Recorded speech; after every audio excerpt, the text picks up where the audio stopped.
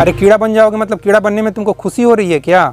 कीड़ा मकोड़ा सुअर कुत्ता ये सब बनने में तुमको खुशी हो रही है? क्या हो रहा है? तो क्यों इस तरह के अपने अंदर की क्यों ऐसा अंधविश्वास पाल कर रखे हो? नमस्कार दोस्तों, हमारे हिंदू धर्म के लोगों में एक अजीब सा अंधविश्वास है। उस अंधविश्वास को मैं यहाँ बताना चाहता हूँ। लोगों में एक ऐसा अंधविश्वास है कि आदमी अपने कर्म के अनुसार फल पाता है, और ऐसा श्री कृष्ण भगवान ने भी बोला है।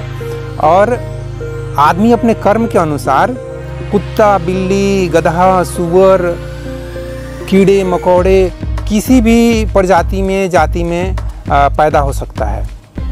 लोगों की ये बातें सुनकर मुझे अजीब लगता है कि यार एक आदमी 6 फीट का 5 फीट का इतना 2 पैरों के बल पर चलने वाला आदमी कैसे सुअर में पैदा हो जाएगा, कुत्ते में पैदा हो जाएगा, बेंड होकर कैसे चलने लगेगा और कैसे वो गंदगी वाला चीज़ खाना शुरू कर देगा, या कीड़े में कैसे पैदा हो जाएगा। जैसे मेरे सामने चिट्ठी चल रही है, तो ये चिट्ठी के अंदर कैसे मतलब वो मक्खी वाला पिक्चर वाला मक्खी एक पिक्चर आई थी, आपको याद होगा। वैसा ही कुछ पता नहीं, वो पिक्चर से भी लोग ऐसे कल्पना कर सकते हैं कि देखो वो हीरो जो है मक्खी में पैदा हो गया और किस तरह से अपनी गर्लफ्रेंड को अपना एहसास दिला दिया कि देखो मैं ही तुम्हारा बॉयफ्रेंड हूँ।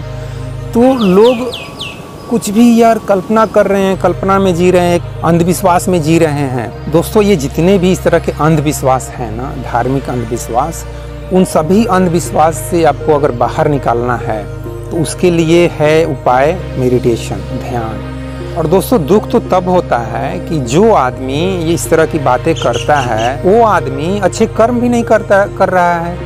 कम से कम जब आपको मालूम चल जाए कि बुरे काम का बुरा नतीजा होता है, इतना बुरा होता है कि आपको सुअर गधा बिल्ली कुत्ते कीड़े मकोड़े में पैदा हो सकते हो, ये भगवान आपको पैदा कर सकता है, तो कम से कम गलत काम ना करें, झूठ ना बोले, चोरी ना करें, व्यभिचार ना करें, इस तरह के जो भी गलत काम है, भ्रष्टाचार ना करें। इस तरह की आदमी में वो अवेयरनेस भी पैदा नहीं होता है, उस तरह की जागरूकता भी पैदा नहीं होती है। अंधविश्वास का कुछ फ़ायदा भी नहीं मालूम पड़ता है।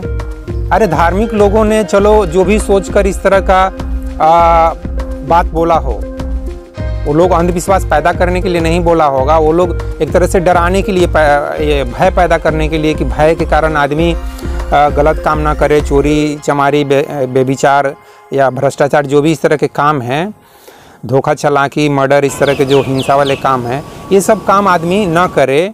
इसलिए उन्होंने धार्मिक लोगों ने इस तरह की बातें बोला होगा कि इस तरह के आप काम करोगे तो आपको सुअर में पैदा होना पड़ सकता है, कुत्ते में पैदा होना सकता है, कीड़ा बन जाओगे, गंदगी में जियोगे, कीचड़ में जियोगे। इस तरह की बातें वो लोग हो सकता है बताए होंगे। मैं तो ज़्यादा धार्मिक पुस्तकें नहीं पढ़ा हूँ, मैं माफ़ी चाहूँगा, मैं धर्म के बारे में इसलिए बहुत कम बात करता हूँ। मैं सिर्फ वही फिजिक्स केमिस्ट्री बायोलॉजी यही सब कुछ पढ़ा हूँ, और बाकी सोशल स्टडी जो भी स्कूल और कॉलेज में पढ़ाया गया वही चीज़ मैं पढ़ा हूँ। तो इसलिए इस तरह के अंधविश्वास जब मैं सुनता हूँ, या जो भी लोग तो कहेंगे नहीं तुम कौन होते हो ये बोलने वाले, हमारे धर्मगुरु ने ये सब बताया है, धर्मगुरुओं ने बताया है तो सही बताया है। तो उन सभी से मैं यही कहना चाहता हूँ कि दोस्त जब ये लगता है कि ये बात सही है तो तुम अच्छे कर्म करो ना भाई। हमेशा सच बोलो, झूठ मत बोलो, किसी से चोरी चमारी मत करो, व्यभिचार मत करो, वो सब भी मतलब हमेशा सत्य के मार्ग पे चलो, वो सब भी नहीं करते हो, और एक तरह से अपने मन में अंधविश्वास भी पाल रखे हो कि हम कीड़ा बन जाएंगे। अरे कीड़ा बन जाओगे मतलब कीड़ा बनने में तुमको खुशी हो रही है क्या? कीड़ा मकोड़ा सुअर कुत्ता ये सब बनने में तुमको खुशी हो रही है? क्या हो रहा है? तो क्यों इस तरह के अपने अंदर की क्यों ऐसा अंधविश्वास पाल कर रखे हो? मैं अपने नज़दीक में भी इस तरह के लोगों को देखता हूँ, अजीब लगता है। मैं उनको डांटता हूँ, यार क्या है तुम फालतू बात कर रहे हो, इस तरह की बातें। आप दोस्तों शायद मुझसे पूछो कि मेरा इस बारे में क्या विचार है। क्या मेरा ये मानना नहीं है कि आदमी कीड़ा मकोड़ा कुत्ता बिल्ली सुअर में भी पैदा हो सकता है?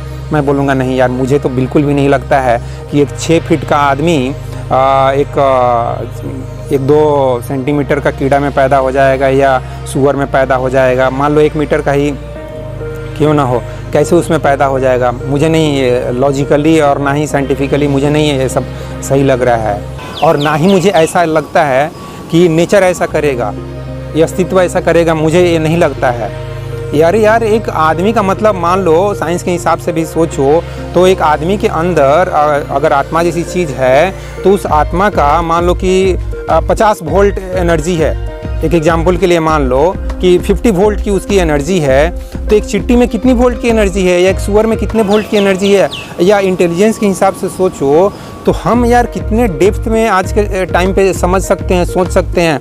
हम एटॉमिक लेवल पे सोच सकते हैं, ब्लैक होल के लेवल पे सोच सकते हैं, ब्रह्मांड के बारे में इतनी चीज़ें हमने पता कर लिया है, और फिर हम इस तरह की बातें करेंगे तो क्या मतलब क्या है? एक चींटी भी क्या सोच रही है क्या एटम के बारे में, इलेक्ट्रॉन्स के बारे में, एनर्जी के बारे में, मास के बारे में, मास और एनर्जी के बीच में क्या रिलेशन है, ये चींटी भी सोच लेती है क्या? तो बहुत सारे धर्मगुरु बोल सकते हैं कि हाँ चींटी भी सोचती होगी। अजीब हाल है यार। धर्मगुरुओं को कुछ पता हो चाहे ना हो, लेकिन वो कल्पना कर लेते हैं कि हाँ ये भी हो सकता है, वो भी हो सकता है, ये भी हो सकता है, कुछ भी हो सकता है, जो कुछ बोल दो हो सकता है। तो यार तुम मत बोलो, ना ही मैं इस तरह के कोई अंधविश्वास फैला रहा हूँ। ये सब चीज़ें अगर बोलना है ना तो आइंस्टीन के जैसा, न्यूटन के जैसा, कोपरनिकस के जैसा, इस तरह के जो टॉप लेवल के इंटेलिजेंट साइंटिस्ट है जिनको नोबेल प्राइज़ आज के टाइम पे दिया जाता है, वैसे इंटेलिजेंट साइंटिस्ट को ये सब बातें बोलने दो ना कि एक आदमी मरने के बाद कुत्ता बन सकता है, बिल्ली बन सकती है, चूहा बन सकता है, कीड़ा मकोड़ा बन सकता है, सुअर बन के टट्टी खा सकता है। ये सब एक साइंटिस्ट को बोलने दो, एक मेडिकल साइंस को बोलने दो, न कि ये धर्म गुरुओं को बोलने दो। नहीं, धर्म गुरुओं से मैं निवेदन करता हूँ कि सर आप लोग कृपया अब इस तरह की बातें बंद कीजिए, मत कीजिए इस तरह की बातें। जो कुछ भी इस तरह की बातें हैं ना, अब साइंस को थोड़ा बोलने दीजिए। तो फिर दोस्तों मेरा इस बारे में क्या विचार है? मेरा इस बारे में यही विचार है दोस्तों कि ठीक है, आत्मा जैसी चीज़ है, हम दोबारा पैदा होते हैं, यह भी सच है, लेकिन आदमी कीड़ा मकोड़ा, जानवर, बिल्ली, इस तरह के जानवरों में नहीं पैदा हो जाता है, कीड़े मकोड़े में नहीं पैदा हो जाता है। आदमी में ही पैदा होगा भाई। आदमी एक आदमी में ही पैदा होगा। जैसे कि आप बोलेंगे कि मैं एक ऐसी बात कर रहा हूँ, मैं अपने बेटे से बोलता हूँ कि यार लगता है तू अपने पास्ट लाइफ में भी तेरा अच्छा फिजिक्स और मैथ में कमांड होगा, तभी तू इतनी आसानी से IIT निकाल लिया। मैं ऐसा बात बोलता हूँ। मुझे देख, मैं तेरे से कम नहीं पढ़ता हूँ, तेरे को मालूम है कि मैं भी पढ़ते लिखते रहता हूँ, लेकिन मैं फिजिक्स, मैथ, केमिस्ट्री मेरी अच्छी है, उसको मैं अभी भी बोल देता हूँ कि केमिस्ट्री में मैं तेरे से अभी भी आगे हूँ, क्योंकि वो ज़्यादा मेहनत नहीं करता है। वो समझ लो 24 घंटा में हम, आप लोग सुनते हो कि जो IAS बनते हैं, IITN बनते हैं, बहुत पढ़ाई करते हैं ना। नहीं, मैं अपने बेटे के एक्सपीरियंस के आधार पे बोल सकता हूँ कि नहीं, ज़्यादा पढ़ाई नहीं किया जाता है भाई। वो 7-8 घंटे से ज़्यादा नहीं कभी पढ़ा है, और ना ही कभी सुबह उठ के पढ़ता है। तो कभी भी वो 12 के 12 घंटे या 14 घंटे कभी नहीं पढ़ाई किया है, नॉर्मल पढ़ा है, नॉर्मल। इसीलिए मैं उसको बोल दिया कि जी मैं भी तो यार तेरे जितना पढ़ा था। ऐसा मत सोच कि मैं IIT के लिए और इंजीनियरिंग एग्ज़ाम पास करने के लिए मैंने मेहनत नहीं किया हूँ, मैंने भी मेहनत किया हूँ। लेकिन उसी दौरान मेरे को पता नहीं ये रजनीश कृष्णमूर्ति की किताबों में, उनकी बातों में क्या इंटरेस्ट आ गया, मैं अपने सिलेबस से सच पूछो तो ज़्यादा उनकी ही किताब पढ़ना शुरू कर दिया। तो क्या बोलेंगे इसको, इंटरेस्ट, क्यों इंटरेस्ट आ गया? क्वेश्चन करना है। मेरे बेटे को कभी भी रजनीश और कृष्णमूर्ति में कभी इंटरेस्ट नहीं आया, विवेकानंद में कभी इंटरेस्ट नहीं आया, ना ही कबीरदास में कोई इंटरेस्ट आया। वो ऐसे ही सुन लिया तो सुन लिया। मेरे घर में किताबें रखे रहती थी इस तरह की, इवन चेतन भगत की किताब में भी उसको कोई इंटरेस्ट नहीं आया। जबकि मैं 9-10 क्लास से ही कई सारे हिंदी इंग्लिश के नोवेल पढ़ा हूँ।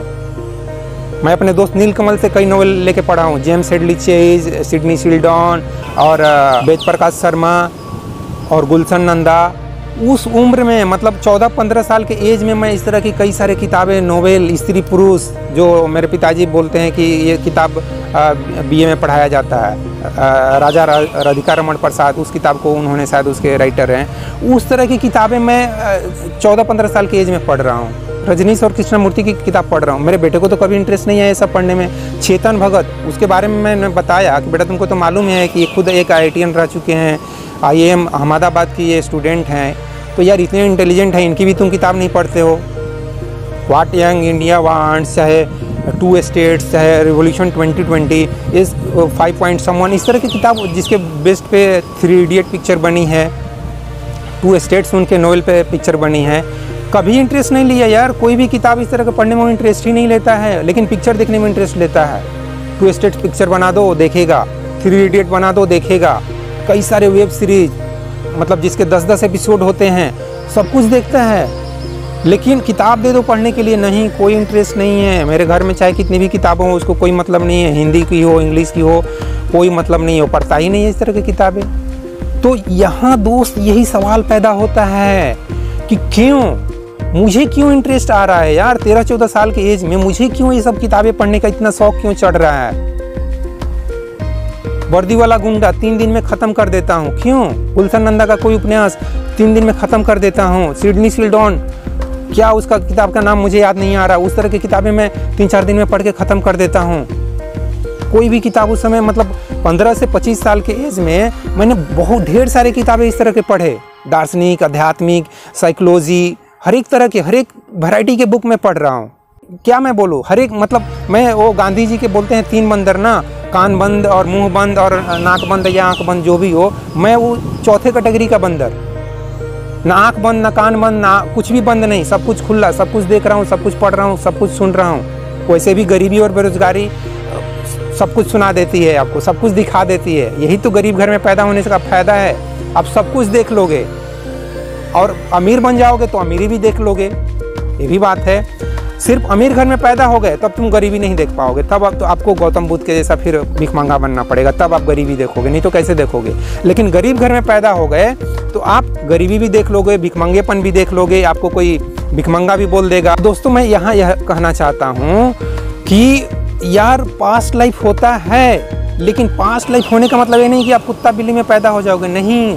जिस तरह से मैं अपने बेटे को बोल रहा कि तुम यार जरूर पिछले जन्म में भी फिजिक्स केमिस्ट्री मैथ इस तरह के साइंस और मैथ में इंटरेस्ट होगा, तब तुम इतने आसानी से बहुत कम पढ़ाई करके और IIT फर्स्ट अटेम्प्ट में ही निकाल लिए, लेकिन मैं नहीं निकाल पाया।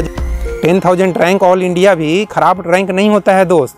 10,000 रैंक भी आने का मतलब आप क्या लगभग 8 लाख बच्चों को पीछे छोड़ दिए, तब आप उतने आगे आए हो। 99% लाने का मतलब क्या है, 99% बच्चों को आपने पीछे छोड़ दिया और तब आप 1% में हो।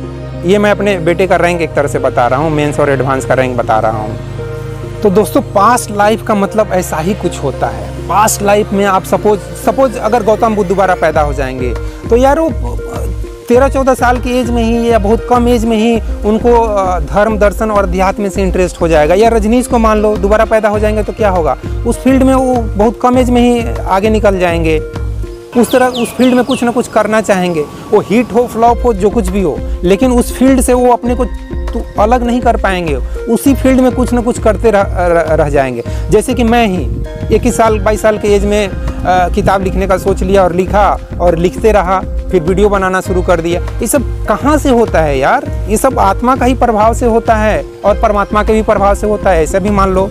तो दोस्तों इस तरह के अंधविश्वास से आप प्लीज़ बाहर आओ। आप कुत्ता बिल्ली सूअर ये सब नहीं बनोगे, आदमी में ही पैदा होगे। लेकिन अगर आप पढ़ने लिखने में कोई ध्यान नहीं है, मान लो पढ़ने लिखने में आपका कोई इंटरेस्ट नहीं है, जैसे अपनी माँ को मैं बोलता हूँ तुमको पढ़ने लिखने में इंटरेस्ट नहीं, तुमको इंटरेस्ट लेना चाहिए, तो पढ़ने लिखने में इंटरेस्ट नहीं है इस लाइफ में, तो तुम दोबारा पैदा होगे तो एक बुद्धू बच्चा रहोगे। पढ़ने लिखने में उस समय भी तुमको इंटरेस्ट नहीं होगा, क्लास में किसी तरह से पास होगे। या इस जन्म में अगर तुम IAS हो, डॉक्टर हो, इंजीनियर हो, तो तुम क्लास में फिर उस समय भी फर्स्ट सेकंड हमेशा होते रहोगे। जैसे मैं अपने लड़के की बात करूँ कि वो शुरू से ही फर्स्ट स्टैंडर्ड से ही 95% उसका 95% फर्स्ट स्टैंडर्ड से ही मार्क्स आ रहा है, और हम लोग मैं 5th स्टैंडर्ड तक किसी तरह से धक्के मार मार के पास हुआ हूँ। क्या फेल क्या पास, गांव के एक मझौली जैसे गांव में, बिहार के रोहतास जिले के गांव में आज से 40 साल पहले क्या फेल क्या पास, सब पास हो जाते थे। 5th स्टैंडर्ड से एक तरह से समझो तो मैं पढ़ना शुरू किया। उसके बाद ही मेरे को जो भी 30-40% या 50% मार्क्स आने शुरू हुए, या फिर जाके धीरे धीरे वो मार्क्स बढ़ते चले गए। तो दोस्तों पास्ट लाइफ का मतलब यही होता है कि इस लाइफ में आपका कैसा नेचर है, कैसा स्वभाव है, आपका इंटेलिजेंस लेवल क्या है, आपकी सोचने का तरीका क्या है, उसी तरह से जब आप दोबारा पैदा होगे तो उसी तरह का आपका नेचर, आपका स्वभाव, आपका इंटेलिजेंस लेवल, आपका अवेयरनेस लेवल उसी तरह का होगा। ऐसा ही होता है। इसलिए दोस्तों इस तरह के भ्रम से प्लीज आप बाहर आओ और थोड़ा ध्यान और मेडिटेशन करो। इस दिमाग जो है ना, इसको कुछ समय के लिए नो माइंड स्टेट में, विचार शून्य स्थिति में रखो। इसको विचार शून्य स्थिति में जब आप रखोगे तो इस तरह के जितने भी भ्रम हैं धर्म के बारे में, अध्यात्म के बारे में, वो सभी भ्रम आपके धीरे धीरे दूर हो जाएं। तो दोस्तों इस वीडियो में बस इतना ही। जय हिंद, जय भारत और जय विश्व, जय भगवान। Thank you very much friends इस वीडियो को देखने के लिए।